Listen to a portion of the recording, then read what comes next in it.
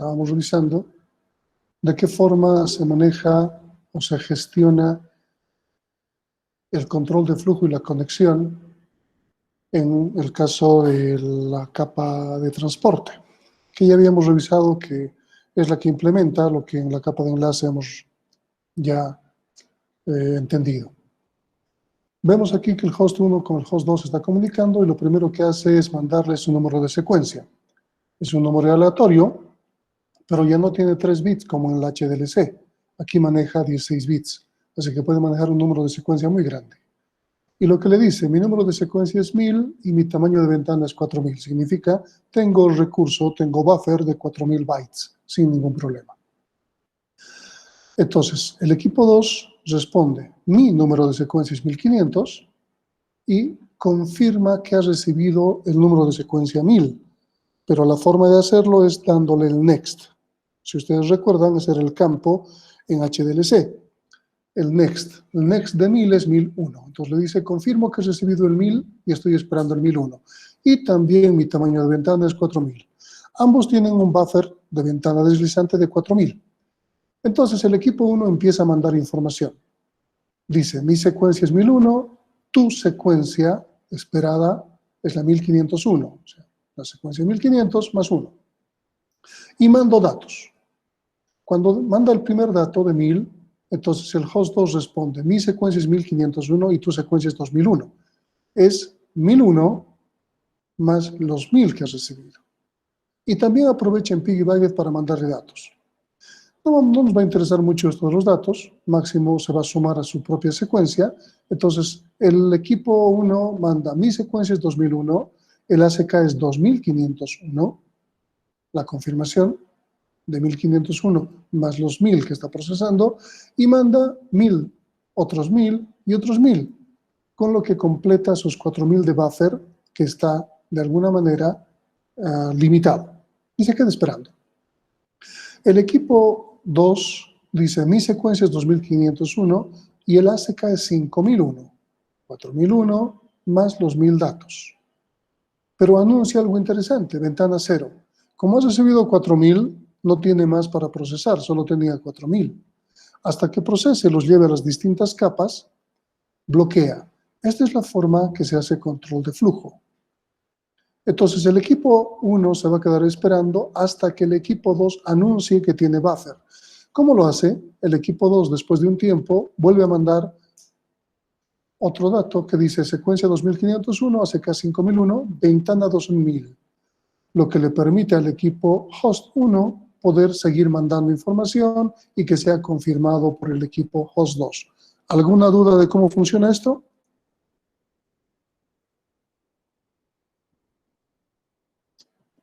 Vamos a ver, en el caso del Wireshark, que tenemos el protocolo de transporte y los que nos interesan, los campos que nos interesan, no vamos a revisar otros campos, ¿está bien?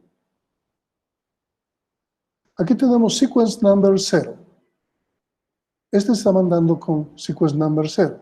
Y si fijan, el acknowledgement number, el ACK es 0.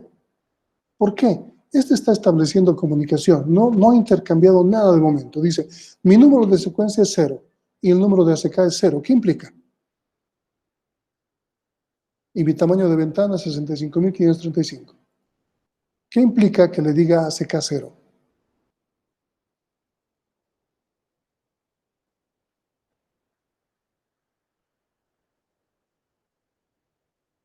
Entonces, este le está diciendo, mi número de secuencia es 0 y tu número de secuencia no la conozco. Y mi tamaño de ventana es 65.535. El siguiente le está diciendo, mi número de secuencia es el host 2, si quieren. Mi número de secuencia es 2 y el ACK es 1, que implica, he recibido tu 0 y espero recibir el 1. Y mi tamaño de ventana es más pequeño que el tuyo, 4.380.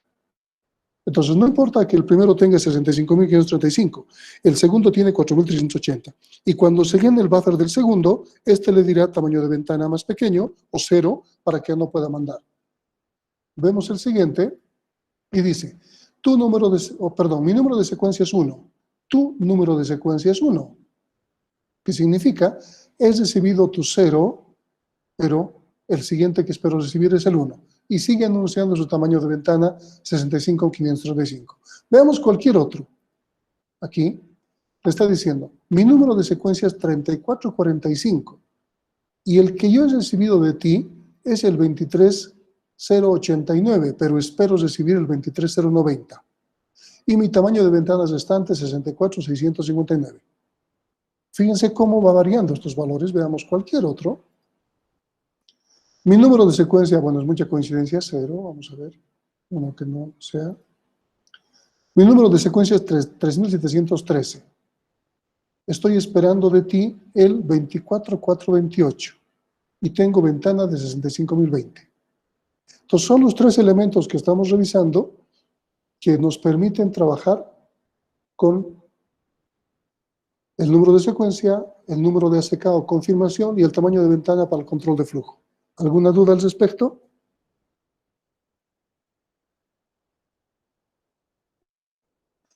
Continuamos. Vamos a suponer que este dato se pierde en el camino, el 3001. ¿Ok? Entonces, si se pierde el 3001, ¿qué va a hacer el host 2? Volvemos a mandar, vamos al principio, mi secuencia es 1000 y mi tamaño de ventana 4000, ok, mi secuencia es 1500, tu secuencia es la 1000 y mi tamaño de ventana también es 4000. Mando el primer dato, confirmo el primer dato. Mando el segundo, mando el tercero, mando el cuarto, pero el tercero se pierde. Y el host 2 responde, secuencia 2501, ACK 3001. ¿Qué significa? ¿Qué es lo que está haciendo?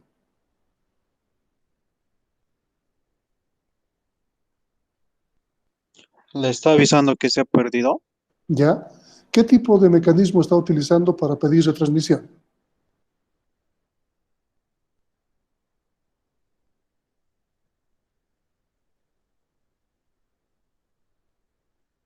Tenemos dos mecanismos. ¿Cuáles son?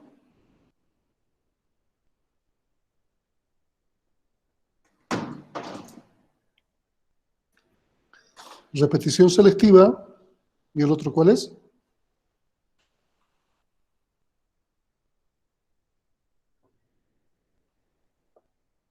Retroceso a n. Ya están cerca de su examen y están olvidando todo. ¿Cuál de esos dos está usando aquí?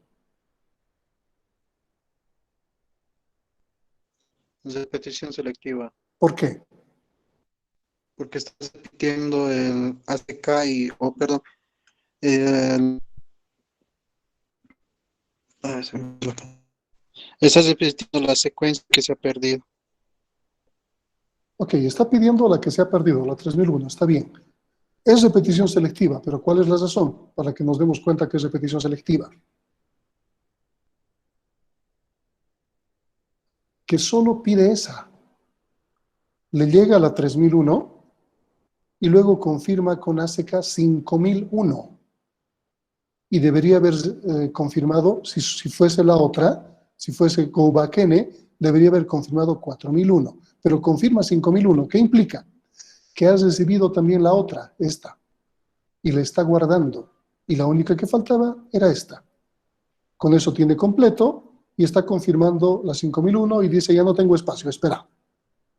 Repetición selectiva. Podemos ver el otro caso.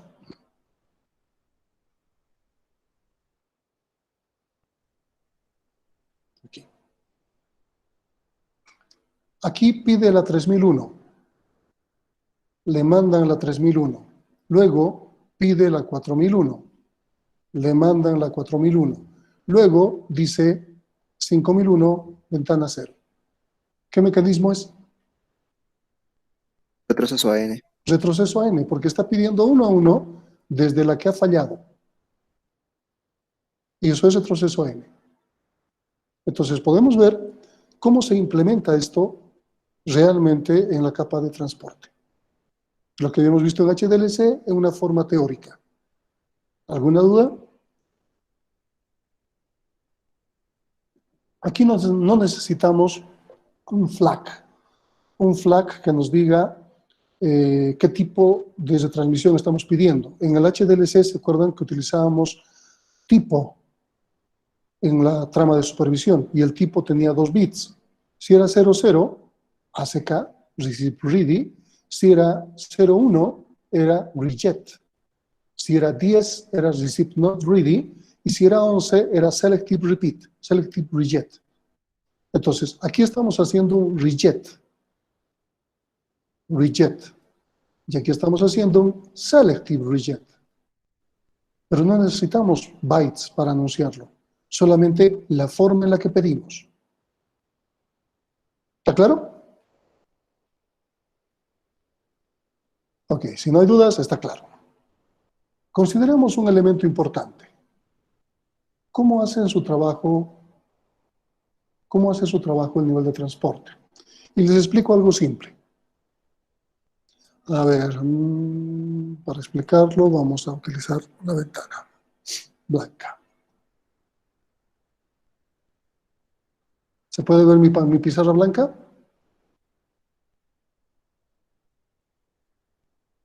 Sí. ¿Se ve o no se ve? Ok. Aquí tengo mis capas. Claro que voy a colocar más capas de las necesarias, es decir, las que estamos trabajando. Aquí está la capa de aplicación. Aquí está la capa de transporte. Aquí está la capa de red. Aquí está la capa de enlace. Es el modelo híbrido que estamos trabajando para poder entender muchos de los conceptos, ¿verdad? Y aquí tenemos la capa física. Entonces, esta es mi maquinita que se conecta con otra maquinita bajo el paradigma cliente-servidor. Me estoy conectando a YouTube. Entonces, YouTube, al igual, el servidor en el otro lado, tiene una capa de aplicación, tiene una capa de transporte, tiene una capa de red, tiene una capa de enlace y tiene una capa física. No importa el medio, alámbrica o inalámbricamente, yo me he conectado a este equipo y estoy obteniendo el servicio. Yo tengo mi cliente, seguramente tengo un navegador, o si tengo una app, mediante mi app, me estoy conectando al servidor YouTube y estoy viendo videos. Estoy revisando los videos de la materia. ¿Sí? ¿Alguna pregunta sobre esto? Es lo que hacemos normalmente. Pero también, junto a que estoy revisando las clases, también estoy navegando o revisando mi red social. Entonces tengo Facebook. Y en Facebook, en el servidor, no importa si tengo una app o tengo un navegador, no importa, también estoy conectándome por el mismo medio físico a Facebook. Simplemente hago Alt-Tab y puedo entrar a YouTube o Facebook, o veo la pestaña del navegador. Puedo también conectarme a otra aplicación que sea a través de un cliente y no del navegador. Por ejemplo, correo electrónico. Yo tengo el Outlook, voy a suponer, para revisar mi correo electrónico. Y mi servidor de correo electrónico en el otro extremo tiene las mismas capas que mi cliente. Y también me estoy conectando a mi correo electrónico. Sí, es lo que hacemos normalmente. Y con Alt-Tab uno puede saber todo lo que está conectado. ¿Verdad? Es lo que hacemos. Eso se llama multi.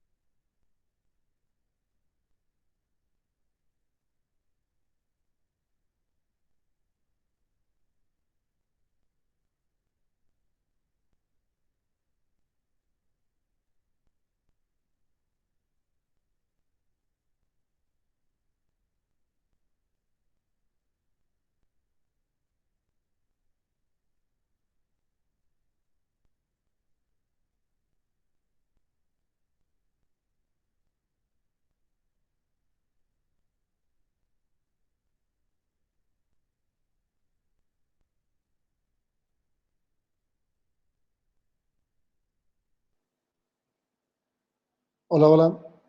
¿Me escuchan? Sí, ¿En qué momento se ha desconectado? Lamentablemente está pésimo la conexión de internet. ¿Qué es lo último que estaba explicando? con la conexión de Gmail. Mi escritorio, esta pantallita, ¿dónde está? Mm, Esta. Mija no está compartiendo pantalla. Ufa, se perdió todo. Es un gran problema. Realmente no sé cómo se puede trabajar. Bueno, el lunes, miércoles y viernes, esos días estoy trabajando.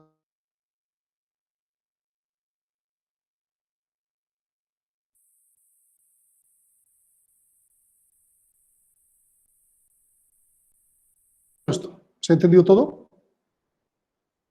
No hay que ¿Sí o se no? volvió a cortar de nuevo cuando estaba explicando que lunes, miércoles y viernes estaba. Ya, pero esta parte de la explicación, ¿se ha entendido? No, porque se cortó cuando estaba dibujando lo de Gmail. Ufa. Ya. Entonces, cada una de estos clientes, perdón, este cliente se conecta con YouTube, con Facebook, con Gmail, con Gmail, con Hotmail, Yahoo, lo que sea. Fíjense que yo tengo varias cosas abiertas. Estamos en lo mismo. Aquí tengo varias cosas abiertas. ¿Cómo es posible que cada uno de estos permita conectar con un cliente sin tener que confundirse? En el lado cliente, esta app, esta capa de aplicación, no se la ve de esta manera. ¿De qué forma se la ve? Voy a borrar esto. Así. Ok. En realidad tengo mi app que está conectada a YouTube. Luego tengo mi capa de app que está conectada a Facebook. Y tengo mi capa de app que está conectada a mi correo electrónico.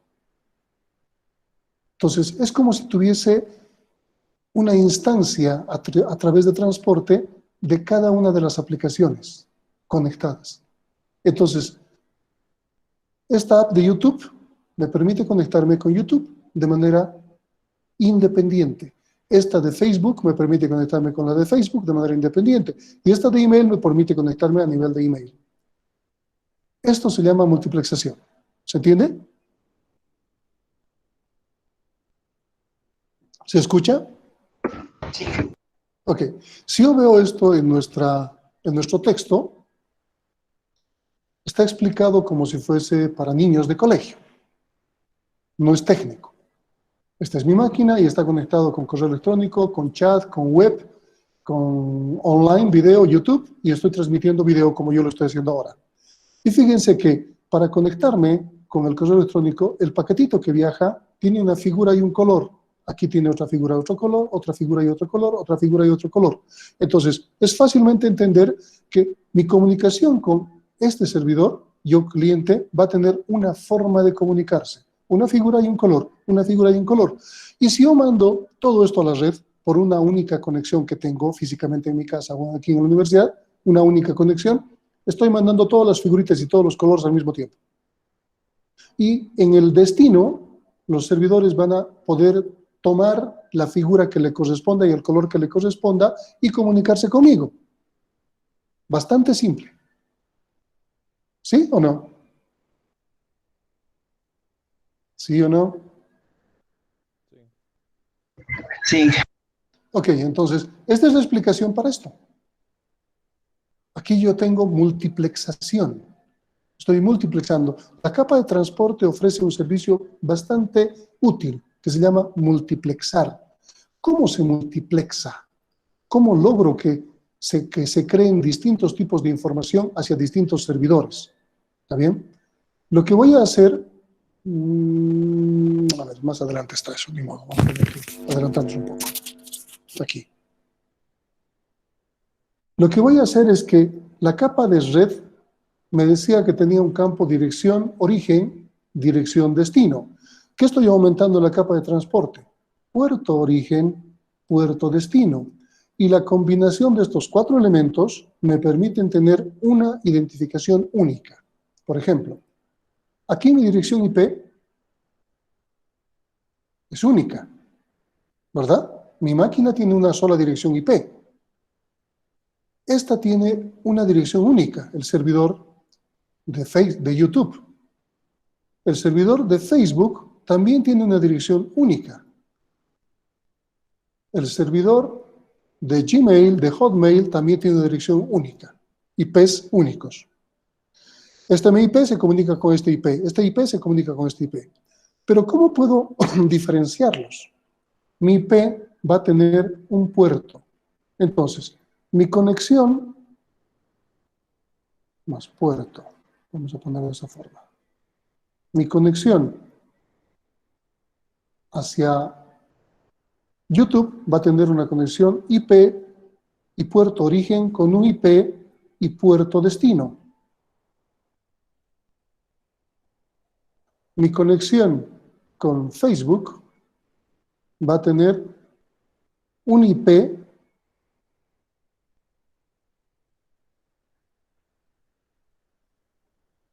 con su propio puerto destino, un diferente puerto destino.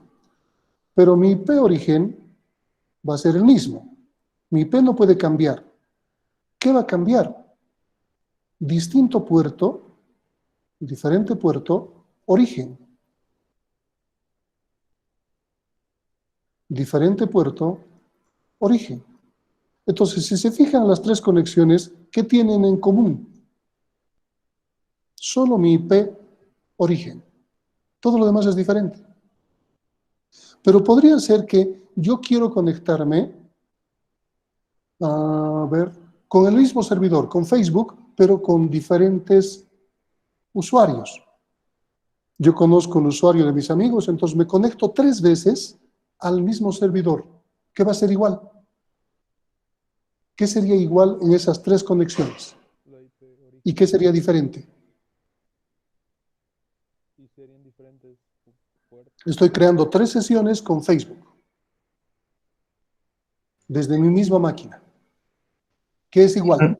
Nuestras IP serían las mismas, nuestros puertos serían distintos y el puerto igual de Facebook creo que sería distinto. No. Ok, tienes razón en la parte de que los puertos de origen serían diferentes. El IP origen sería el mismo. Pero ¿qué pasaría con el IP y el puerto destino? ¿Serían iguales? Serían iguales, porque Facebook no va a cambiar de puerto ni va a cambiar de IP para dar servicio. Entonces, mis 3 conexiones tendrían iguales: puerto origen, IP destino, puerto destino. Y lo único que variaría sería en puerto origen. De estos 4 elementos tiene que variar al menos uno de los campos. Uno de los campos. Y estamos dando un ejemplo donde estaría variando solo uno. Y ejemplos donde varían todos, o la mayoría. Eso se llama multiplexación. Y se maneja técnicamente de esta manera. ¿Qué le está aumentando la capa de transporte? Entonces, puerto origen, puerto destino. Y esta combinación hace que podamos manejar de esa manera. ¿Está claro? ¿Está claro? Sí. Eso se refiere a multiplexación. A ver, ustedes pueden hacer una práctica bastante simple. Desde sus máquinas se van a conectar con distintos servidores. Van a crear una sesión de YouTube, una de Facebook, pero estamos haciendo con el mismo navegador. Entonces, pueden intentar con un segundo navegador. Pueden hacer la conexión a YouTube con Chrome, la conexión a Facebook con Edge, con Internet Explorer, con Mozilla, con Opera, con lo que sea, no importa. La de correo o cualquier otra, traten de buscar una aplicación. O sea, por ejemplo, yo tengo mi aplicación aquí. Mi aplicación aquí que es Mail. ¿Sí? Es mi aplicación. Entonces, esta aplicación no estoy utilizando web, sino es una app cliente para mi correo electrónico. Entonces, esto me está estableciendo otro tipo de comunicación. Si yo hago mi ejercicio solamente con puro web, entonces todas van a tener estas páginas, aunque haga Facebook, YouTube, lo que sea, van a ser vía web. Es decir, están saliendo todas por el puerto 80. Lo que yo quiero es que diferencien los puertos. Entonces, hagan unas 3 o 4 conexiones. Me muestran todas las aplicaciones que las tienen abiertas ustedes, me la muestran con una pantalla, y a continuación me muestran una consola que me diga el comando netstat. Y mi netstat me tiene que mostrar, ustedes tienen que identificar cuál es cada una de las conexiones. Por ejemplo, yo estoy utilizando un correo electrónico. El correo electrónico se llama IMAP, el que estoy utilizando. Entonces me estoy conectando con la 17.42.251.56 con IMAP. Y esta es mi dirección origen, con este puerto origen. ¿Cómo puedo ver qué número de puerto corresponde a IMAP? Si coloco netstat-a,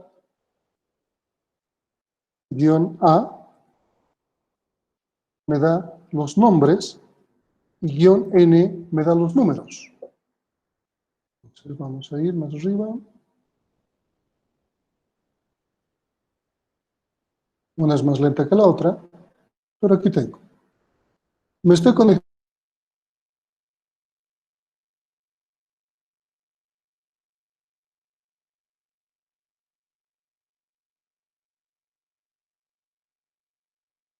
TPS. Por aquí debe haber un 80. Me imagino que en algún lado me estoy conectando con 80. Creo que ninguna, todas son protegidas, son 443, ¿no? También tengo 3128, que es el proxy por el cual estoy saliendo. Entonces, en mi caso, toditas debían estar conectadas con el proxy, porque salgo a través de un proxy, y el proxy me pone este número, este puerto. Sin embargo, mi máquina está esquivando cosas y está pasando por diferentes puertos. Con los puertos no me voy a dar cuenta. Es más práctico hacerlo con los nombres. Es decir, ¿cómo sé cuál es Google? ¿Cuál es Gmail? Entonces prefiero hacer un -a. Y con -a me va a dar nombres. Y con los nombres yo puedo identificar quién es quién. ¿Está bien? Entonces me va a decir el nombre del servidor, que va a ser algo como Google. Está tardando mucho. Debe ser por la conexión. ¿Todavía estoy conectado? ¿Me escuchan? Sí, Jesús. Sí, que se lo escucho. Ok, es un gran problema. Bueno, está tardando mucho. Colocan netstat-a o netstat-n. Ustedes ya ven. Aquí me está diciendo HTTPS, ¿no? Pero no me está dando el nombre. Normalmente debería aparecer el nombre. Yo quiero un nombre. Algo como esto, ¿no? Que me permite identificar quién es quién, porque aquí puedo saber el nombre.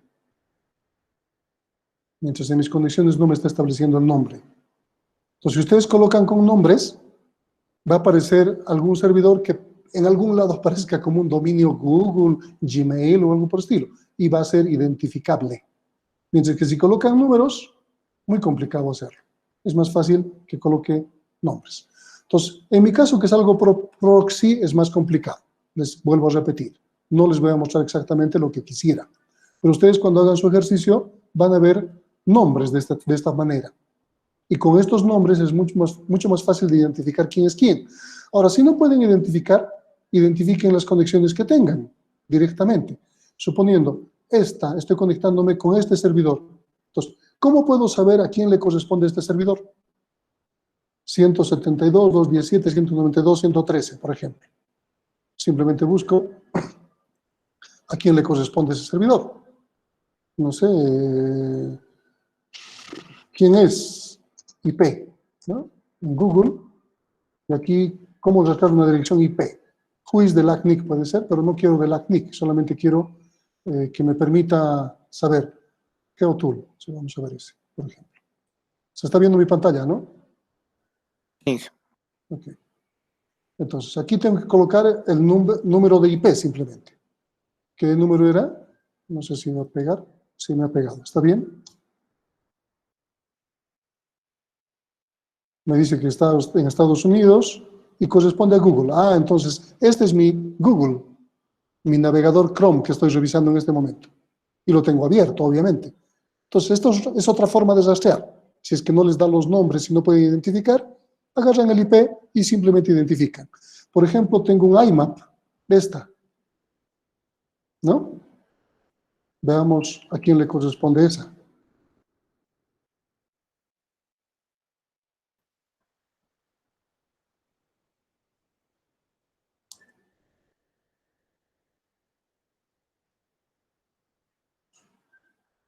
Apple. Estoy utilizando correo de Apple.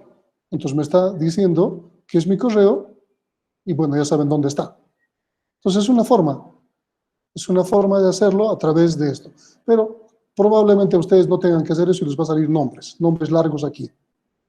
Y van a poder identificar plenamente. Entonces, lo que quiero en su práctica es, me van a publicar los que están abiertos, todos los que están abiertos, para que identifiquen cuántas aplicaciones tienen abiertas, que sean diferentes tipos de servicios, no que sean todos web.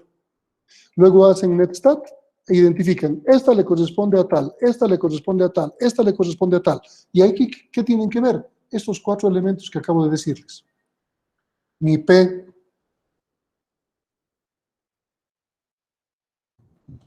aquí mejor, aquí.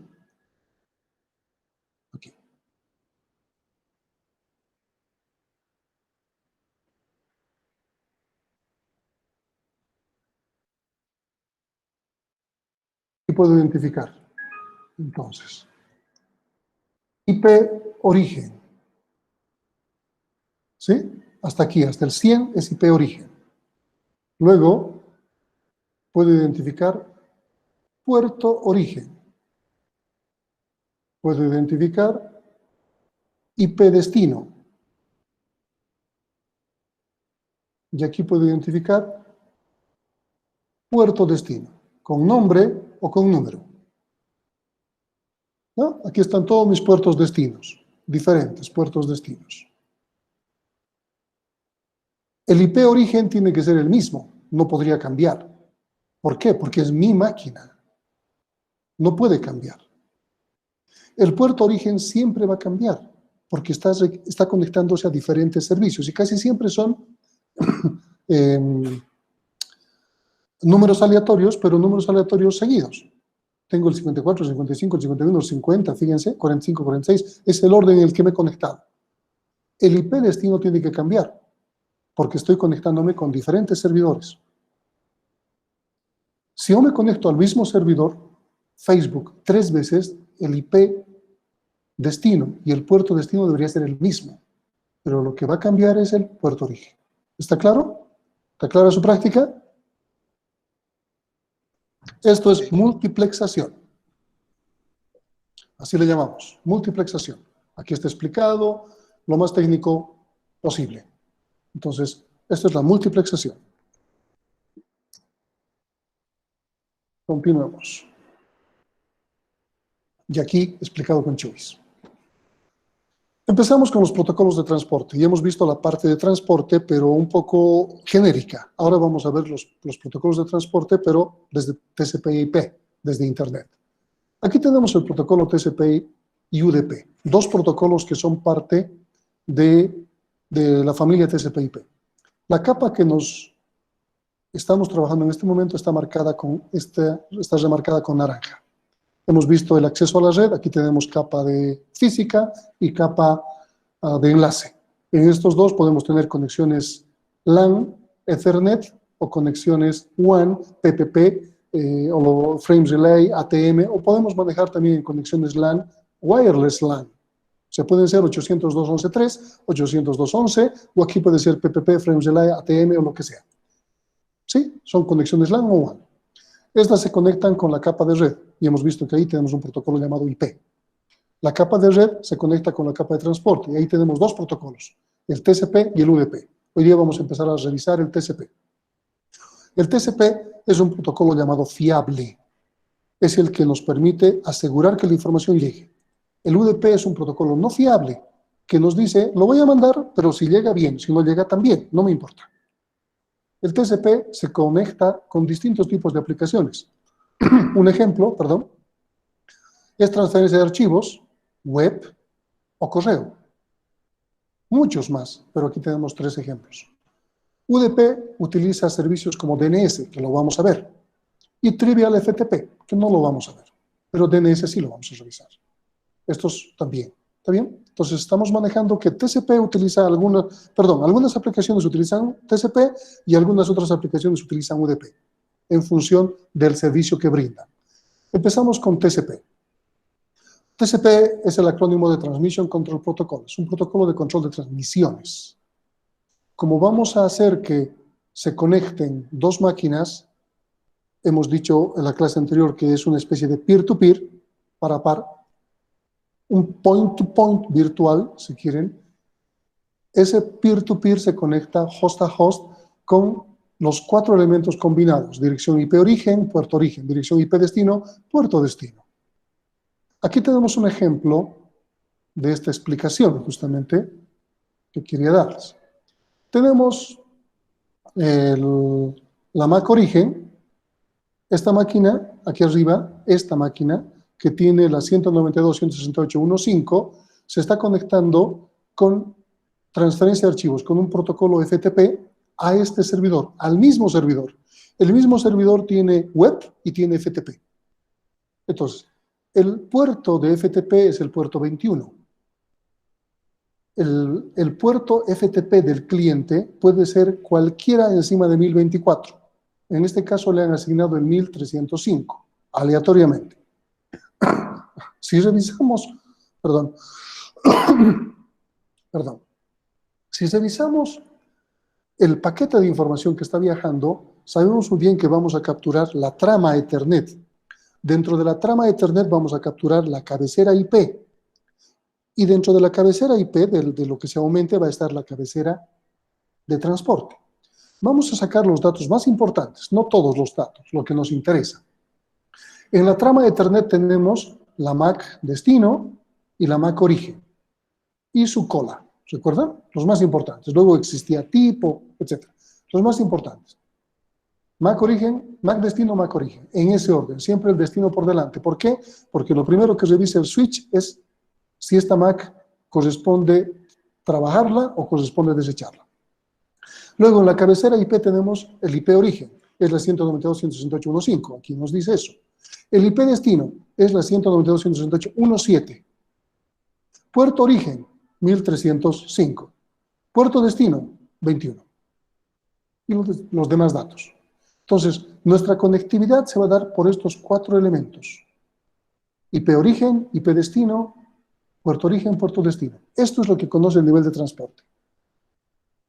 Pero sabemos muy bien que cuando las máquinas se conectan a nivel físico, esto no importa. Esto es lo que importa. Es por eso que aquí se está destacando eso. En el nivel de transporte esto no existe. MAC origen, MAC destino. En el nivel de Z esto no existe. ¿Dónde existe? En la capa de enlace. Pero es la que se conecta físicamente. Entonces aquí estamos estableciendo los datos más importantes de un paquete de información.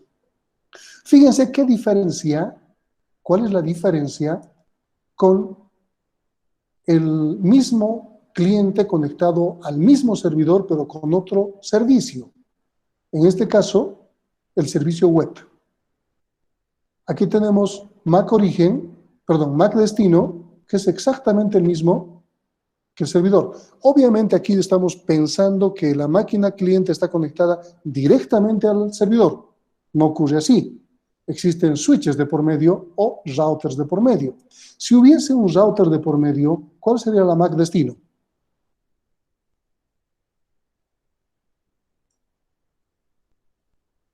La del router intermedio. La del router intermedio. Pero ¿cuál sería el IP destino? La del servidor. Exactamente. No importa cuántos routers pasen, la IP destino va a ser siempre la misma, la del servidor. Pero si hay routers de por medio, la que va a variar es la MAC destino, porque va a ser salto por salto, y eso hemos visto. Entonces, la MAC origen, la MAC destino son las mismas. El IP origen es la misma, IP destino es la misma. Fíjense estos dos casos. ¿Qué está variando? El puerto origen, porque el puerto para el otro servicio es diferente, uno por encima de 1024. Y el puerto destino es el puerto 80, web. Entonces, aquí van a variar estos dos elementos. En estos 4, que son comunes, son 2 conexiones diferentes. ¿Qué está variando? Los puertos. Si tuviésemos 2 conexiones web del mismo cliente, aquí el puerto origen, el puerto destino sería 80-80 también aquí, pero variaría el puerto origen. ¿Está claro? Esto nos permite la multiplexación, esto nos permite que cada conexión sea única y que no se confunda. Y esto es lo que aporta el nivel de transporte. ¿Estamos bien? Los puertos pueden ir entre el 0 y 65.535. Pero IANA maneja los puertos que se llaman well-known ports, los puertos bien conocidos. Y los puertos bien conocidos son los que normalmente utilizamos a menudo. 80, que vendría a ser HTTP. 443 les he mostrado, que sería HTTPS. También tenemos correo electrónico, por ejemplo, IMAP 143, lo hemos visto, ¿se acuerdan? El SMTP 25, vamos a utilizarlo. 21, transferencia de archivos. 23, Telnet. O sea, son puertos bien conocidos, puertos utilizables, que normalmente están entre el 0 y 1024. Pero también existe una diferenciación en los puertos. 0 al 1023, los primeros 1024 puertos, los well-known ports. Puertos registrados de 1024 al 49.151. ¿Qué significa? Por ejemplo, Facebook, como servidor, tiene un puerto, pero no está por debajo de 1023, porque Facebook no es un servicio de Internet, pero de la IETF, ¿entienden? No es un servicio público, es un servicio privado. YouTube también. Entonces ellos van a tener puertos registrados. Han registrado un puerto, de tal manera que la IANA los reconoce. Dice, tal puerto le corresponde a Facebook, tal puerto le corresponde a YouTube. Y los que se utilizan como dinámicos son puertos por encima del 49.152. Sin embargo, si ustedes ven mi pantalla Netstat, vamos a ver, como cliente, probablemente esté utilizando puertos registrados. Estoy desde el 58.000. Está bien, está en este rango. Mis puertos cliente. Se está respetando. Pero mi teoría me dice que estos puertos registrados podrían no respetarse y que podría aparecer aquí un 1024 como puerto cliente. Voy a tener inconvenientes si es que salgo a Internet y me cruzo con estos servicios. Obviamente que sí. Entonces, por eso que los puertos dinámicos deberían partir del 49.152. Y fíjense qué es lo que está ocurriendo aquí. Voy a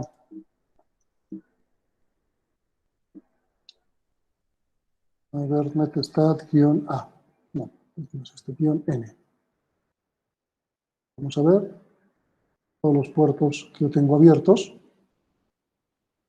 Son 55.000, 58.000, ¿no? Podemos ver que están por encima del 49.000. Aquí hay un 62.000 ya. Tiene que llegar a 65.535. ¿Qué pasa si se acaban? Si mi máquina nunca la apago. Bueno, va a haber servicios que me desconecten, entonces se van a reutilizar puertos, sin problema. Normalmente mi máquina no la apago. Siempre la pongo en stand-by. Es por eso que los puertos están tan crecidos. Si yo reseteo mi máquina, y ustedes pueden hacer la prueba, van a toparse con que sus primeros puertos van a ser 1024.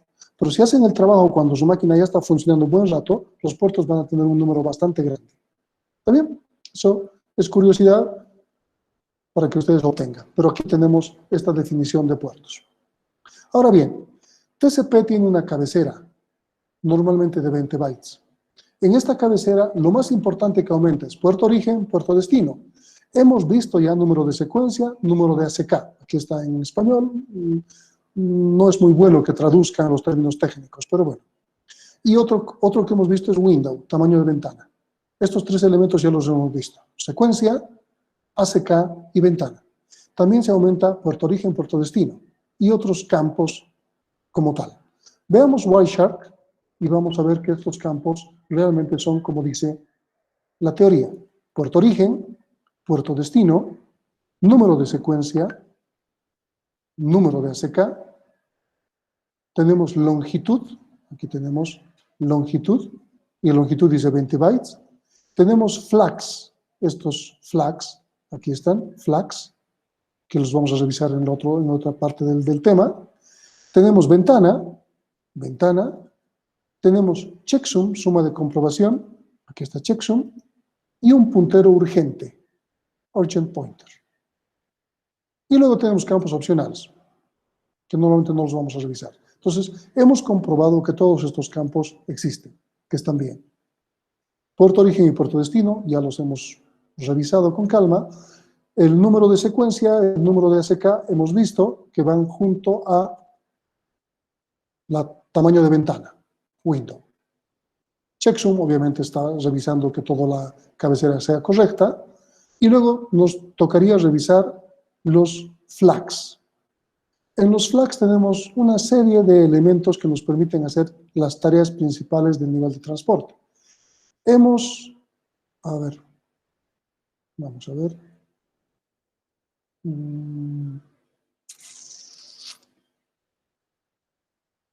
Vamos a hablar un poco, antes de ver los flags, vamos a dejarlo para la siguiente clase, los flags, para dar con mucha más calma, cómo funciona la segmentación o la fragmentación, que habíamos hablado en el tema anterior. Hemos hablado de un término común llamado MTU, ¿recuerdan? Entonces, el MTU es la unidad máxima de transferencia y el MTU de Ethernet es 1500 bytes. Ethernet como máximo puede llevar 1500 bytes. Dentro de esto se puede manejar el MTU de IP, que tiene que ver con este mismo elemento. Va a manejar, dentro de los 1500 bytes, tienen que conservar los 20 bytes de la cabecera IP, los 20 bytes de la cabecera TCP, y solo como carga útil a Ethernet le correspondería a 1460. No puede utilizar más de 1460. Entonces, en teoría habíamos dicho que los datos de una trama Ethernet eran 1500 bytes, o el tamaño de la trama. Sin embargo, hemos visto que lo máximo que puede manejar es 1460. Y los fragmentos de tamaño, el máximo tamaño de fragmento que puede viajar en las redes que conocemos son 1500 bytes. No pueden viajar más en las redes Ethernet.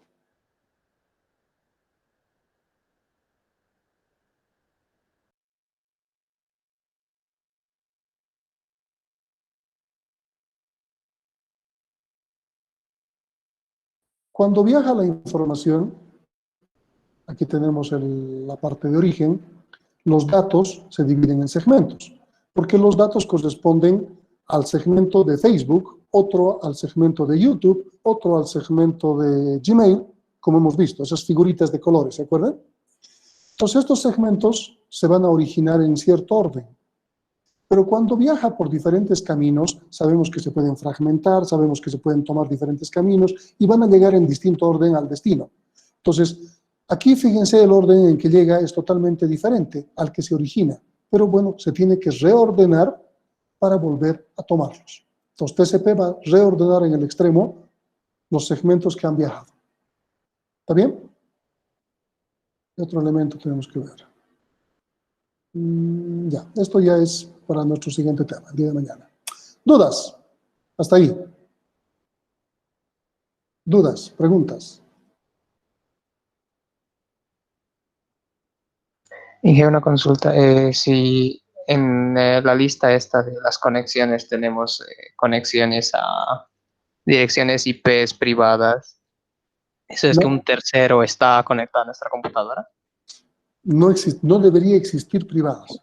Bueno, en el caso tuyo, o sea, en el caso desde tu casa, obviamente todas van a ser privadas, conectadas a direcciones IP públicas. Pero no debería existir al revés, ¿no? Que tu conexión de afuera sea una privada. No, porque el enrutador no puede enrutar direcciones privadas. Entonces no va a existir. Jamás va a existir. Otra cosa es que estés en una red local. Entonces, netstat-n, por ejemplo. Otra cosa es que estés en una conexión local. Por ejemplo, aquí... Pero si en la parte de dirección remota sale una dirección privada.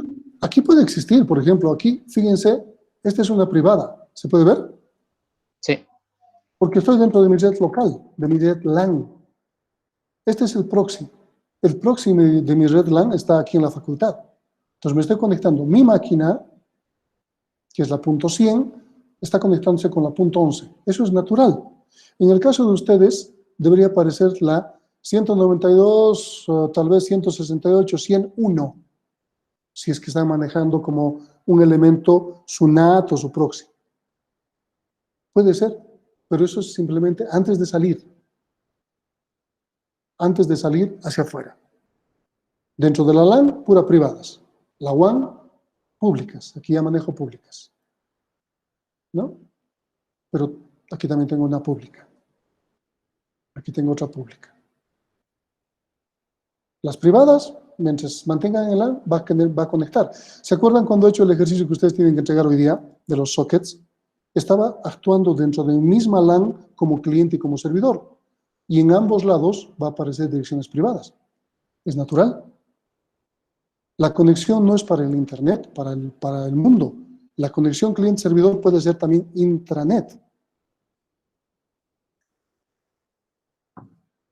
¿Está claro? Sí, gracias. ¿Qué más? Inge, es una duda sobre la práctica para hoy.